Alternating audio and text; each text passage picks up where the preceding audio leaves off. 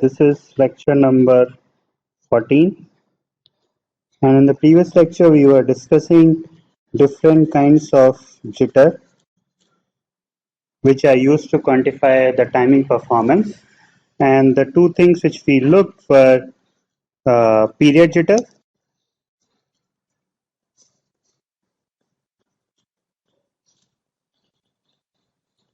and cycle to cycle jitter.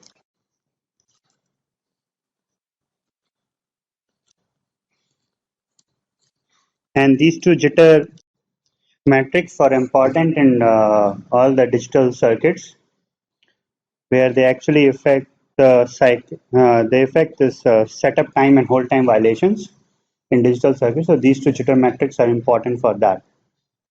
The next one is long-term jitter, or which is also called as accumulated jitter. Okay, so this jitter metric is defined. This jitter matrix is defined as, so let's say I'm having a noisy clock and the jitter is getting accumulated. Okay, so all these edges are noisy, and I looked for the nth n times, you can say I look for n clock cycles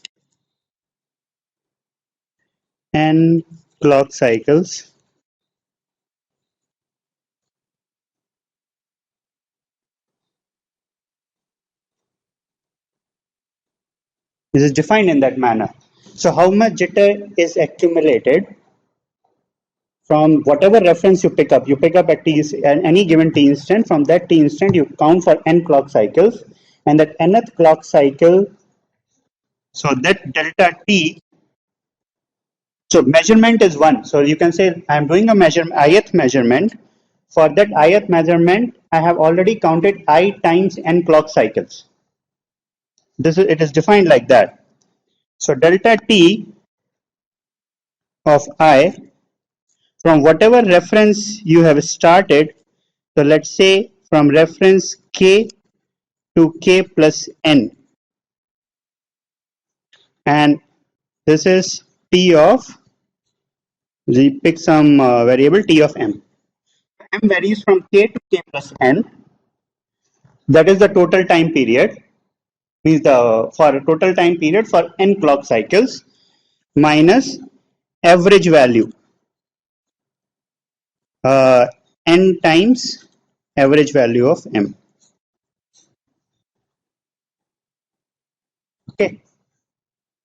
So this will tell you how much jitter is accumulated over n clock cycles. And you do this measurement multiple times. Okay, and then you find the average, mean square, and peak to peak jitter values. So let me just give you an example. If I restrict n equals to 1, then it is like I am measuring this thing with respect to every rising edge. This one is only measuring not to every rising edge, but it is looking for a jitter which is accumulated over n clock cycles. You get? So as your n will keep on increasing. So here one example is that if you look at a open loop oscillator, just an open loop oscillator which is not in a feedback loop, and you look at the nth edge, then you will see that nth edge is actually moved a lot from your mean time period, whatever the nominal operating frequency of the oscillator is. And as the n keeps on increasing, the jitter value will keep on increasing. Okay. Now, in case also, if I find sigma of above delta t, what I am defining here, okay, in case of an open loop oscillator, that will keep on increasing. Whereas in case of PLL, that actually saturates. So you can means you can think about it in a fashion that when the jitter accumulates a lot in case of PLL, it actually corrects for it. So you do not keep on it. It's not unbounded one. But for an open loop oscillator, this will be an unbounded. Okay. So this way you can also define that how much I can allow the oscillator to run freely or without any feedback loop till the time it can, or oscillator or any other circuit, which is a timing clock, which is not in a feedback. How much can I allow till the time it accumulates a certain peak to peak jitter or certain RMS value of the jitter. Okay. Then the next one is defined as phase jitter.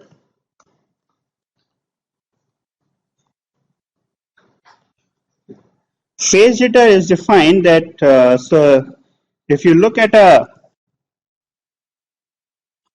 so you have an ideal clock which is FC, and then you have a phase noise surrounding the ideal clock.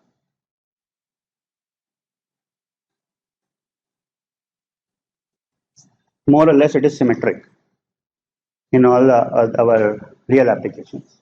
So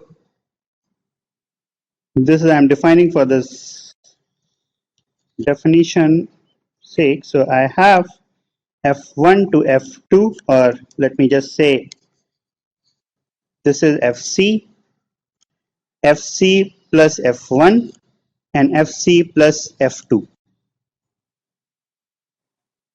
So phase jitter is means your phase jitter in seconds is defined by integrating the whatever the phase noise is over a frequency band f1 to f2 offset from the carrier and normalized to the carrier frequency. Phase jitter is always defined like that. Okay. Now, if you know that if I integrate this phase noise from whatever the carrier to the final value, then this will give me the actual jitter also. Okay. So these are the 4 definition of jitter. The next one is not defined as a jitter, but that is defined as now time interval error. So what it is, let's see. So time interval error is that given a noisy clock,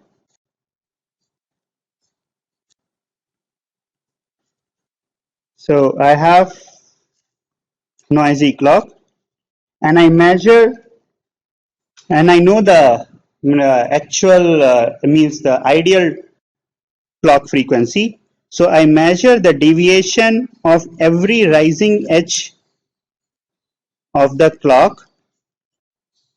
So if this is my real clock and this one is an ideal clock, and I measure delta t with respect to each rising edge of an ideal clock. So I have delta t of 0, delta t of 1, and so on. So here actually your delta t of I is equals to sum of k times t of k times t of k minus k times t absolute, or let me just write it as, so if I am looking for an absolute time, then it should, just let me write this way, sum of t of k, where k goes from 1 to I, minus I times the absolute time period. Okay, which is nothing but the same thing as k equals to 1 to I tk minus t. That is the absolute deviation at ith clock edge with respect to an ideal clock edge. Okay, and converge, and this delta t is actually related to the phase noise of clock. So you see, when I am basically considering all the delta, means I am considering the delta t at every rising edge, it actually takes into account all kind of frequency variations. So the difference between the time interval error and the long-term jitter, which is defined for n effective clock cycles, in n effective clock cycles, you are looking for an average. Okay, whereas in this case, you are looking for every edge, every timing edge. So consider. So let me just give an example here. So let's say the variation in the real clock edge is only once in 10 cycles, for example. Okay, that is one thing. Or the variation in the clock edge is every cycle. So variation in clock edge is every cycle is a higher frequency variation in the timing. Whereas variation in every 10th cycle is lower frequency variation. So if you are considering the delta t with respect to each clock edge, you are actually looking for all kind of frequency variation in the output clock. You get that idea? So let me give an example that, so let's say I am writing delta t, there are two different delta t's, okay? Let's say delta t is equals to 1 picosecond, 0, 0, 0, minus 1 picosecond. Then, so this is one variation in delta t. Okay, in place of this, I say this is 1 picosecond, then 0, 1 picosecond, minus 1, 0, 1 picosecond, and the variation is like this. Okay, I'm just giving you two different examples. So in the second case, you see the variation in the frequency or variation in the delta t is different frequency, right? And if we are looking for each clock, so if you're looking for each clock edge, we are actually looking for all the frequency variation which are possible.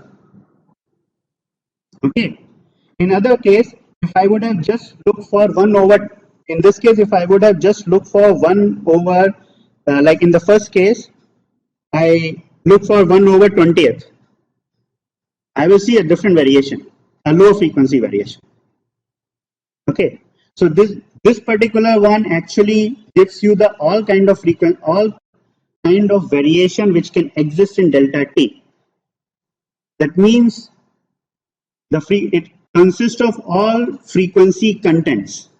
So this is slightly confusing to understand. So if you, when we were looking, so let me just start in a simpler manner. So I have a carrier frequency, right? And then there is a phase noise at the carrier frequency. Okay. What does phase noise at the carrier frequency means? That there is another component at delta f from the carrier which has this amplitude, okay, which is also the same as how much it deviates from an ideal clock edge. So if I want all the different kinds of deviation, I have to look for the full spectrum.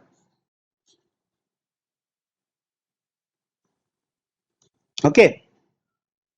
So this is the spectral density of the phase, or this is the phase noise which is with respect to the frequency. So when I am looking for the time interval error and I am looking for each and every edge, actually I am counting for all different kinds of frequency variation which can happen. Okay, yeah. What? No, if you take the frequency spectrum of the time interval, so that's why it is confusing here is I called time, frequency and other things. So that's what I'm saying. So you said I got this delta t variable, right, which is the deviation. Now delta t is also, so that this deviation I am getting in on time axis, right? So if I want to plot delta t, how will I plot? I have an absolute time scale. I have delta t as a y-axis parameter, and I will have something like this, which is periodic with the carrier frequency, right? Now, if I, so let me just make a, if I take the frequency spectrum of this delta t, okay, means I am doing a, let's say, a Fourier of, sorry, I am doing a Fourier of your delta t. I can convert delta t into phase and even do that. What I get at the output is phase noise. So you understand the relation between the phase noise and the time interval error. Phase noise is what? Phase noise is, F is the x-axis and this is the power spectral density. Phase noise is the power, you show, phase noise is actually nothing but this part. This part is the phase noise. Okay. So if at any time you want to get a phase noise, let's say you want to get a phase noise plot, what you can do is you have all the clock edges, right? You find what is the deviation. There will be some gain factors involved. You find what is the deviation, delta t. You convert that into phase and you find the spectral density of that. You get the phase noise.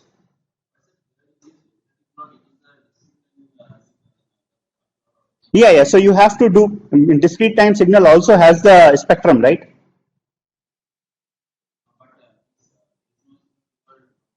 Yeah, this, okay, when I plot this phase noise plot, this phase noise plot is always plotted at an offset from the carrier. The plots of phase noise are always at an offset from the carrier. Okay, but actually there is, if you look at a voltage spectrum of a clock, there is nothing at DC. So this is a difference. When I plot the phase noise plot, I plot something like, I will show you a real plot, something like this, which is actually not DC component, but which is actually a delta F from the carrier. Phase noise plot reflects that. So when we are getting this delta t in time domain, we are getting delta t in time domain with respect to the time period. So this two conversion is like you can do either way. You can have a time domain, you can create a frequency picture, and if you have the frequency, you will not get the exact samples because then again it depends on what kind of frequency spectrum you did, the discrete time or continuous, somehow you have. So, but you can get the power at the output. So it's like if I know the phase noise and I know this phase noise is a Fourier transform of the time domain delta t deviation, right? Then whatever power I get after integrating the phase noise, this power is the same if I take the mean square of the time domain. Power relation will always hold. So this thing exists both the ways. Okay. Any questions on this? I will show you some of the plots which we have. So let me show you what.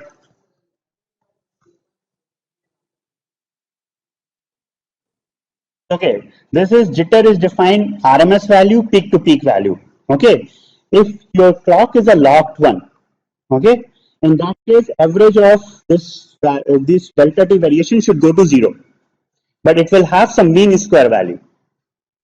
Long-term jitter is defined how much you accumulate over n time, and I showed you that that very much depends on what kind of clock source you are using. If it is an open clock source, if the clock source is not in any feedback loop to suppress the noise, then it will just keep on increasing with n. Whereas if you are in a feedback loop, then after a point it doesn't matter how much n you increase, it will turn out to be the same. So for a PLL, whatever the delta t jitter you are getting, right? That so.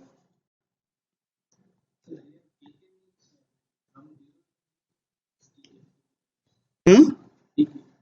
Tk is the kth time period. So T of k is kth time period as such. So which one?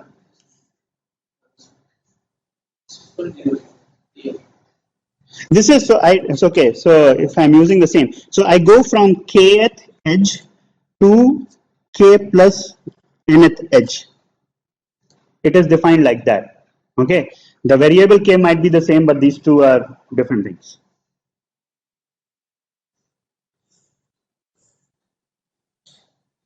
So let me show some of the plots here.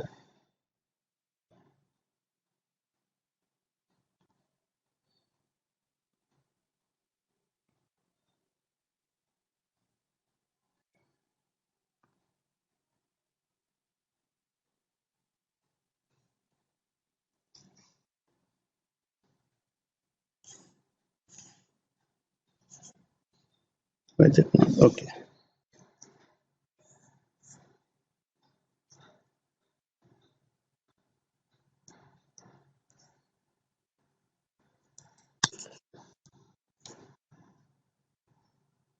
Can I capture it or no?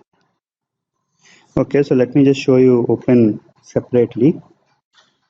I tried it, but it didn't work.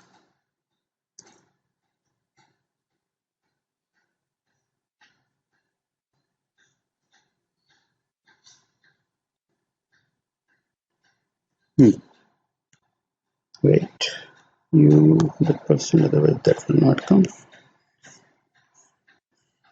So let's just open this one.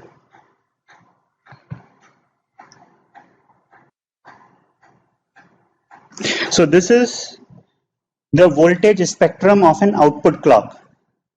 Okay, and you see that can you see something, because this is all black screen. You can only see a yellow part there.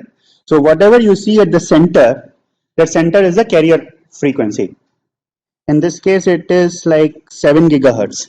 Okay, and whatever you see as a large spurs here, whatever the large values are, they are the reference spurs. And whatever you are seeing in this region, this is actually phase noise. But this is the voltage spectrum of the clock. And you see that there is some other spur in the nearby that is actually depends on the PLL we implemented. So this is the voltage spectrum, and this is not the power, this is not the phase noise, this is the voltage, you can say frequency, Fourier not the Fourier, this is the power spectral density of the output clock. So output clock signal is a voltage signal, right? It is something as A sine omega t. So has that A sine omega t would have only a single tone, then you would see only a single carrier in the frequency response. This is not the voltage, this is the frequency. So the x-axis is frequency, y-axis is in dB in this case. So if you take okay.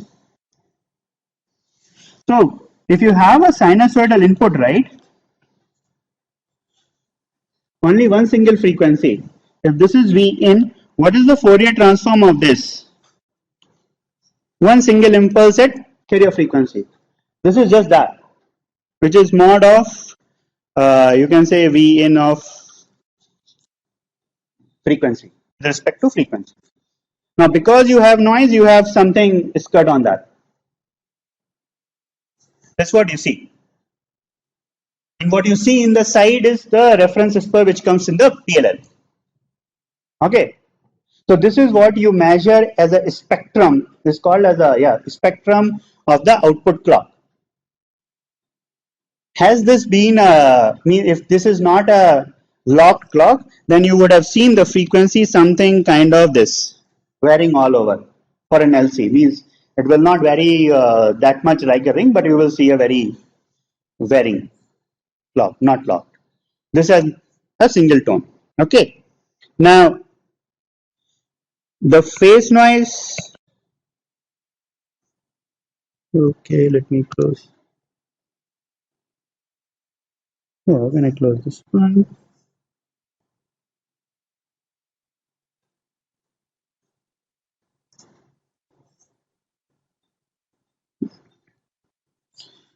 Yeah. Hmm. Just a minute. So yeah. So this is the phase. This for the same clock. This is the phase noise spectrum, which is telling you the phase noise with respect to the carrier. Okay. And if you see that there is some portion which is coming here, which is dependent on the bandwidth. That is a, you will see all these things later. So in this case, you can see that, so okay, the x-axis is frequency and y-axis is in terms of dBc. And I had a, means there is some flat region here, and this is mostly like a low pass filter, which is again a characteristics of your PLL. And what you read in the, when you measure this thing, you read, can you see anything? So you read here like a 10 kilohertz, this is this many dBc per hertz. So you saw that we integrated SO5 with respect to frequency, right? So SF5 was in, we basically we were doing in radians, we took it as radian square per hertz. This is in dBc per hertz. It's just the change of the units. So you have all these, so when you measure all these noise at different frequencies, and then you can't see here, but you integrate the same phase noise over frequency, and then you find a total jitter, which in this case is like 600 femtosecond RMS. Okay. Now the same jitter. Any questions on this plot? Yeah. FC is 7 gigahertz. So this is the deviation at delta, like at 20. These units are 20 kilohertz. So this is 20 kilohertz offset from the carrier. Okay.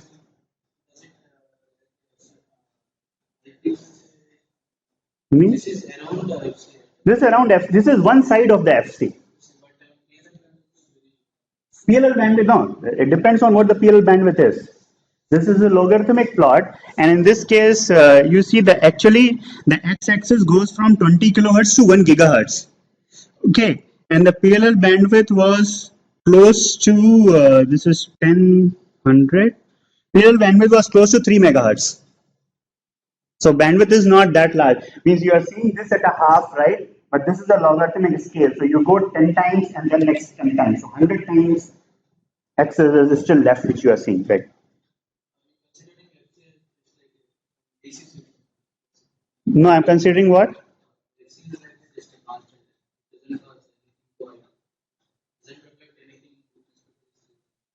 Yeah, this is a good question. So if I just show you a phase noise plot, right, and I do not tell you that this phase noise plot is for with respect to which carrier frequency, and I ask you a jitter, that is a means a wrong question in itself. So you can have a different, you can have the same phase noise plot for different carrier frequencies. In order to find the jitter, you need to know this is the phase noise with respect to what frequency. So I do not know. Can you see here? Okay. Okay. So okay, this is the measurement. So actually, at the top, you will see that the frequency is. It shows that this is all the measurement. So it locks to the certain frequency, and then it measures the phase noise. So it shows the carrier frequency, and the jitter which it measures is with respect to that carrier frequency. And the method is the same. Integration, what we do in like in notebook, the same thing is done here. Okay. The other thing which I told in the morning was that I can measure the same jitter in time domain. So right now also I told, right, that in one way is I integrate all the phase noise with respect to the frequency, right? The other way is I look for this delta t. So that was the phase noise spectrum plot which was measuring the phase noise. This is a oscilloscope. Okay, so actually I have the, means I can just say, as I have a sine wave and I just look at the one part of a sine wave, and this is what you are seeing here, and I'm looking at what is the deviation here, right? And you see at the top what you are seeing is a Gaussian distribution. This Gaussian distribution is the delta t variation with respect to the whatever the mean value is. And in the bottom, you see there are different things. At mu plus 1 sigma plus minus 1 sigma, just 70% of the hits are there. Plus minus 2 sigma, this many, plus minus 3 sigma, 99 point or something. And I waited for a 1 million hits here. Okay, for 1 million hits, the jitter which you measured was 696 femtosecond RMS, and the peak to peak was 5.85 picosecond. Okay, now this is the same clock which I measured with the phase noise, and now I am measuring with the time. There is a variation in the jitter. It's like 605 femtoseconds and 690 femtoseconds. And all this variation is due to the different noise floor in the two instruments. The same instrument rarely do the time domain. Nowadays you have it, but instrument which is really good in phase noise, that will only do the phase noise, will not do the timing. So this particular measurement will take the timing error or timing jitter, whichever you are using for the trigger. So it is means all the very low noise measurements are mostly done with the phase noise spectrum, phase noise analyzer or spectrum analyzer, because they actually have a very low noise source. Wherever I am using something clock to trigger, that is normally having a more jitter. But in an ideal sense, they both should match. Okay. Any questions?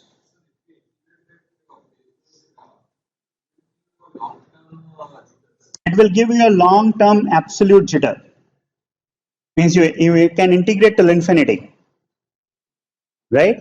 So when you integrate till infinity, you are actually accommodating all the kind of frequency components which can exist in the phase noise, right? So that's a long-term absolute jitter. This long-term absolute jitter is different from the long-term jitter or accumulated jitter I have defined ever. The way you are defining jitter here is different. Here you are not, in this case you are not looking for every clock edge. You are only looking for nth clock edge. But the definition for a regular long-term jitter or accumulated jitter is this only.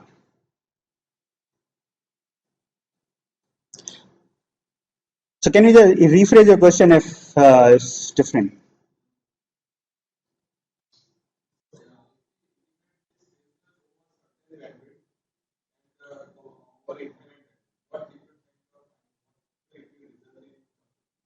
Okay, so if you integrate over an infinite bandwidth, that means you took all the frequency variation into account. That means if you wait for an infinite amount of time, then whatever delta t deviation you would get while you wait for an infinite amount of time, the RMS value of that delta t will be equals to the integrated phase noise if you integrate from 0 to infinity.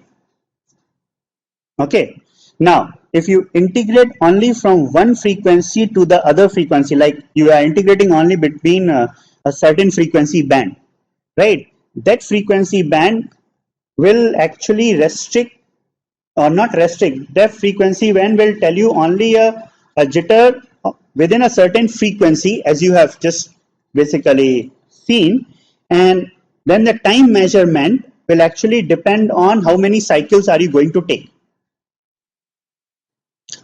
So let me ask you this then. If you integrate between F1 to F2 frequency, like 10 megahertz to 20 megahertz, right? And then for the in order to measure the same thing in the time, will you look for every clock edge or you look for only something as a one single frequency component? Not every, once in a so let's say I want to know a jitter at a one particular frequency, 10 megahertz, right? Then I need to know only I need to sample ideally like at 20 megahertz for that. So I will look only once in a 100 nanosecond. 1 megahertz is 1 microsecond, so 10 megahertz is like 100 nanoseconds. So I will look for a jitter once in 100 nanoseconds or slightly more than that. So your timing will depend then what you want to measure. But if you want to have all the frequency band, that it means I need to measure every clock edge.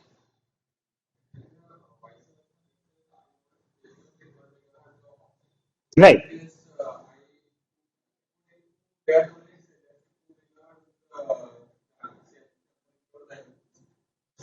Can you go again?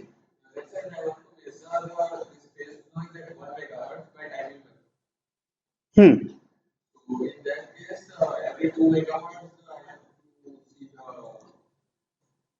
I think that should be the case. I haven't done that experiment, but looking at it, it's like if I know the tone at 1 megahertz away from the carrier, right? Then I know the delta t deviation. So, okay, this is a what thing?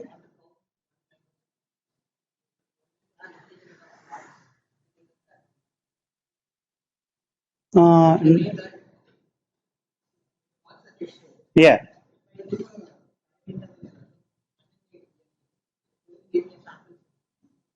but this is sampled at what frequency?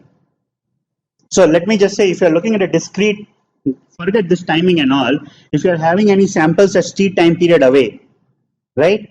Then the whatever the spectrum of this is will be appear at 0 fs and 2 fs kind of thing, right? But the spectrum is still continuous. Continuous in the sense it depends on how many number of points you are taking another. So now what's your question?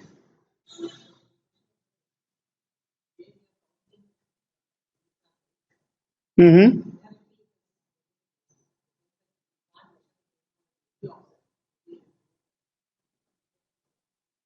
No, I do not think so. Why do you say so? This one is so whatever delta t you got, right? The delta t actually remains for one clock cycle.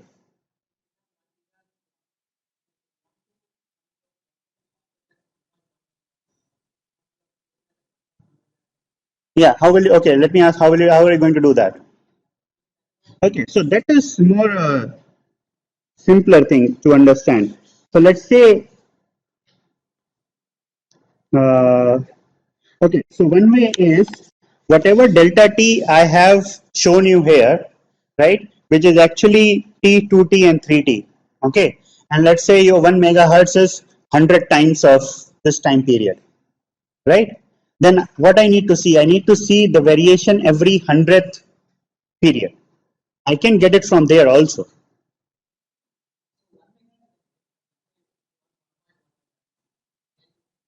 No, then okay. So then the thing is, what delta f exactly resolution do you want? That delta f resolution in this means is it dependent on the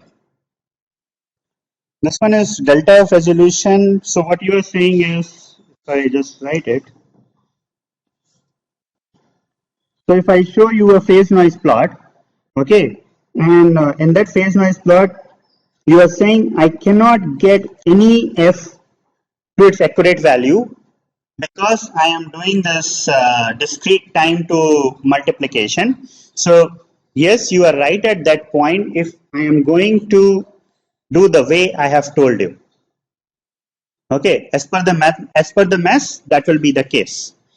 Okay, but you can say I can if I so this is again the same thing. If I wait for an infinite amount of time, right, then I can get it.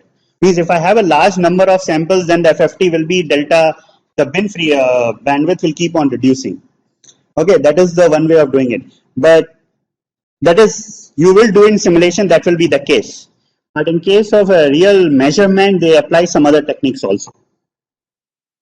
So they take the carrier, they mix it down, and then so the way, one of the ways they do is, let's say you are having a 7 gigahertz of clock and you are having a phase noise, right?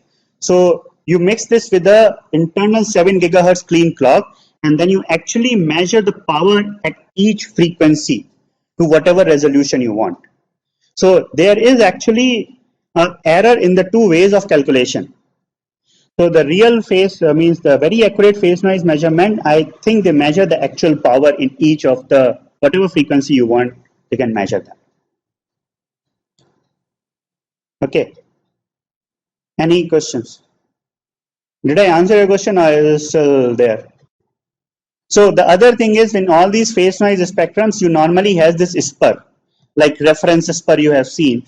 Now, how this reference spur will, how much jitter will it cause? That's another mathematical derivation, but you can always calculate from this spur how much jitter it is going to be, how much jitter addition it is going to be. Okay, so as such, this concludes the part of the means for just the jitter, and this is independent of it's like PLL clock source or what, but these are all the measurements which you can do, or which are basically required to show any performance metrics of a clock source. Okay, now so we identified initially the noise sources in charge pump PLL, and we had this PFT plus charge pump. The other big one was your resistor, loop filter resistor, and the third one was VCO. Okay, there were others. You have an input, means input reference noise, and you can have a divider noise also. Okay. So now let's say the PFD is a digital block. So what we have seen, we will go what kind of noise contributions are from the PFT and charge pump. So here we are going to find the independent noise spectral density of each of these noise sources first. Noise transfer function we have worked out. We now need to know the independent noise power spectral density. So this one is, so let me draw it more clearly.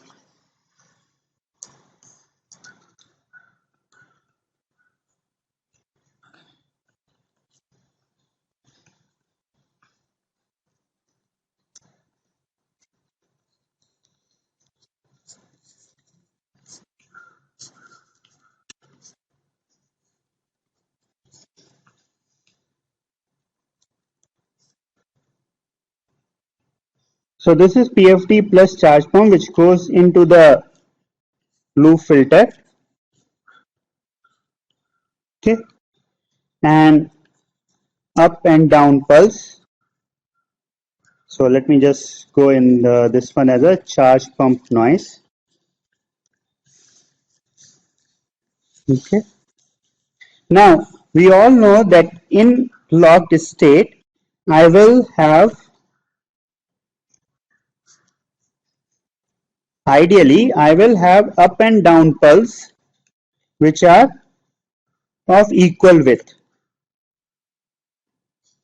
This is an ideal case, and this T on time should be, this overlap time is actually the on time which is required for the switching, right? Now during this time, what happens? You have the top current source and the bottom current source, both are on. I write this as I up and, okay, I up and I down. Let me write it.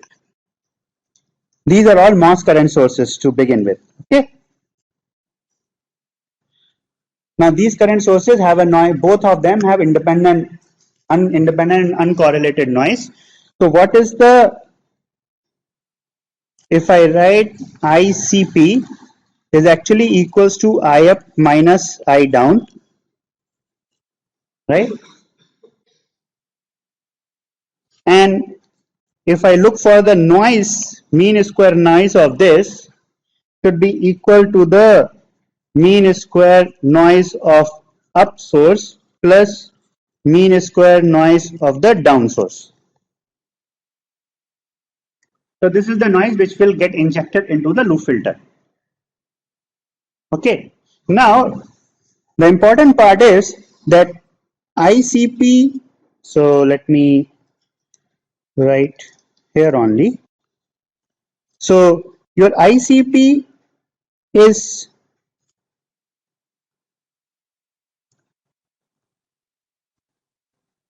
goes into the loop filter only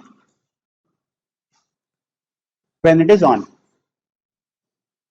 Okay. So the contribution of the ICP to the loop filter is only a fraction of the whole reference period. Okay. So the charge pump noise spectral density is T on by T reference times your or you can say S of I up plus S of I down in a very simple manner. Okay. So here you can see if you are going to have a larger on time, or you can say I can give 100 picoseconds or 200 picoseconds for the switch to be on, you can see the noise contribution coming from the charge pump is increasing. Pardon? This will be amp square per hertz.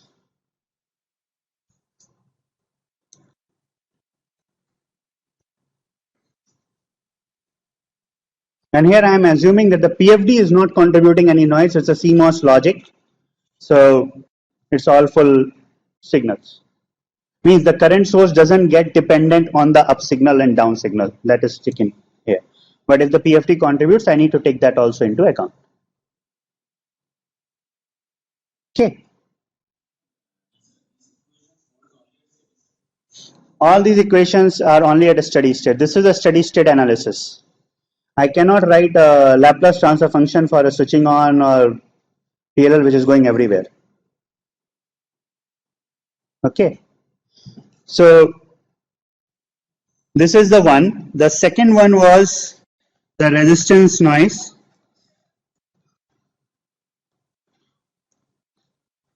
Or resistor noise rather. So this one is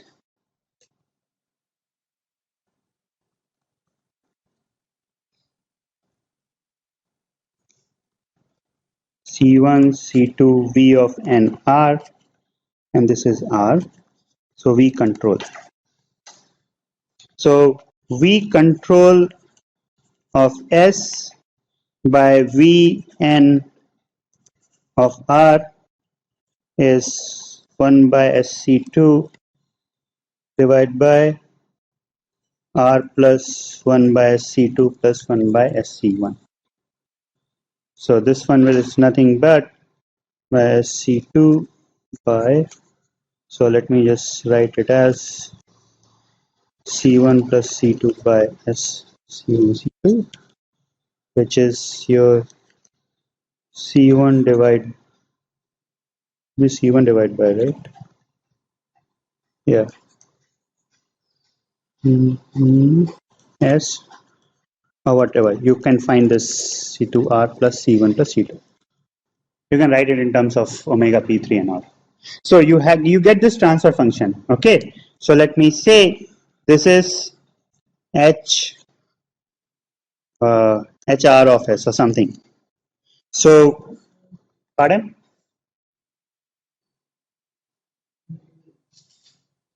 Huh? Which is C1 times. Okay. Oh, sorry. SR C1 C2. So V control voltage is equals to whatever HR of S times Vn of R.